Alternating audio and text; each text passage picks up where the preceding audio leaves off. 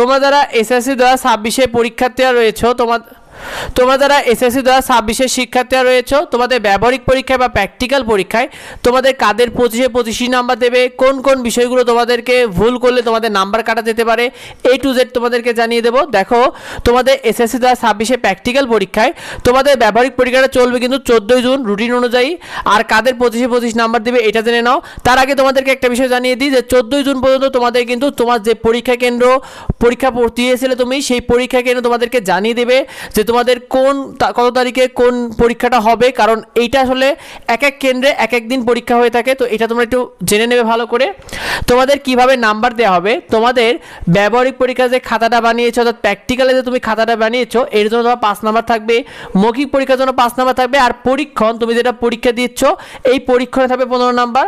তো তোমাদের ব্যবহারিক খাতায় কি কি তারা দেখবে, দেখো তোমাদের স্কুলের শিক্ষকের স্বাক্ষর তোমার প্র্যাকটিক্যাল খাতায় আছে কিনা এটা তারা দেখবে, অর্থাৎ তুমি যে খাতাতে দাও না কেন ওই খাতাতেই তোমার স্কুলের শিক্ষকের স্বাক্ষর আছে কিনা এটা দেখবে, কারণ স্কুলের শিক্ষকের স্বাক্ষর না থাকলে কিন্তু তোমাদের নাম্বারটা কেটে নেবে, এটা মাথায় নিও।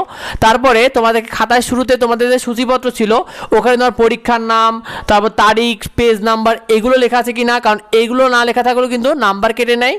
এরপরে যে বিষয়টা রয়েছে, তোমার খাতায় যে পরীক্ষণগুলো আঁকিয়েছো এগুলো চিত্র ঠিকমতো হয়েছে কিনা এইগুলো কিন্তু তারা ভালো করে যাচাই বাছাই করে, কারণ এইগুলোতেও কিন্তু অনেক সময় নাম্বার কেটে নেয়।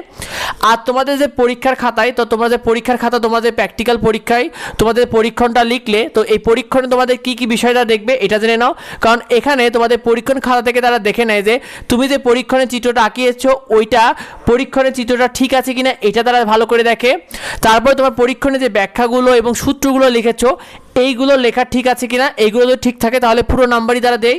আরেকটা বিষয় রয়েছে, তোমার পরীক্ষণের মধ্যে যদি শখ থাকে আর সেই শখটা তুমি যদি ভালো মতো উপস্থাপন করো তাহলে পুরো নাম্বারই পাবে। আর পরীক্ষণের ধাপগুলো তুমি নিয়ম অনুযায়ী লিখেছো কিনা, অনেকে তোমরা ধাপ অনেক উল্টাপাল্টা করে লিখো, উল্টাপাল্টা করলে কিন্তু নাম্বার কিছুটা কেটে নেবে। তবে যারা মোটামুটি কাছাকাছি লিখে আসতে পারো, ভালো লিখো, তারা পুরো নাম্বারটাই পাবে ইনশাল্লাহ। তোমরা মৌখিক পরীক্ষায় কেমন নাম্বার পাবে, দেখো এসএসসি পরীক্ষায় তোমাদের ব্যবহারিক পরীক্ষায় অনেক স্কুলে তোমাদের 1-2টা করে মৌখিক পরীক্ষা প্রশ্ন করে থাকে, আবার অনেক স্কুলে কোনো মৌখিক পরীক্ষা হয় না। তো এক্ষেত্রে মৌখিক পরীক্ষায় তুমি প্রশ্ন পারো না পারো, শিক্ষকরা অধিকাংশদেরই পুরো নাম্বারটা দেয়, অর্থাৎ মৌখিক পরীক্ষাতে 5 নাম্বার রয়েছে এই নাম্বারটা তোমরা মোটামুটি অনেকেই পেয়ে যাও, এটা নিয়ে ঘাবড়ানোর কিছু নেই। আরেকটা বিষয় জানিয়ে দিই, তোমরা যারা ব্যবহারিক পরীক্ষায় স্কুল ড্রেস পরে যাও এটাই তোমাদের জন্য উত্তম, কারণ শিক্ষকরা চাই ব্যবহারিক পরীক্ষার জন্য তুমি স্কুল ড্রেস পরে আসো, এটা শিক্ষকদের কাছে একটা পজিটিভ ভিউ থাকে, এইটা তোমরা একটু মাথায় রাখবে। আর তোমাদের কলেজ ভর্তি সহ যাবতীয় আপডেট আমাদের এডুবঙ্গ ইউটিউব চ্যানেলে পেয়ে যাবে, এডুবঙ্গ ফেসবুক পেজে পেয়ে যাবে, সেগুলো পেতে অবশ্যই সাবস্ক্রাইব করে রেখো এবং অবশ্যই ফেসবুক পেজকে ফলো দিয়ে রেখো। আর তোমাদের যদি কিছু না থাকে অবশ্যই ভিডিওতে কমেন্ট করো, আর ভিডিওটা বন্ধুদের মধ্যে শেয়ার করে দাও যাতে তোমার বন্ধুরা এই বিষয়টি জানতে পারে। দেখা হয় পরবর্তী ভিডিওতে, ধন্যবাদ সবাইকে।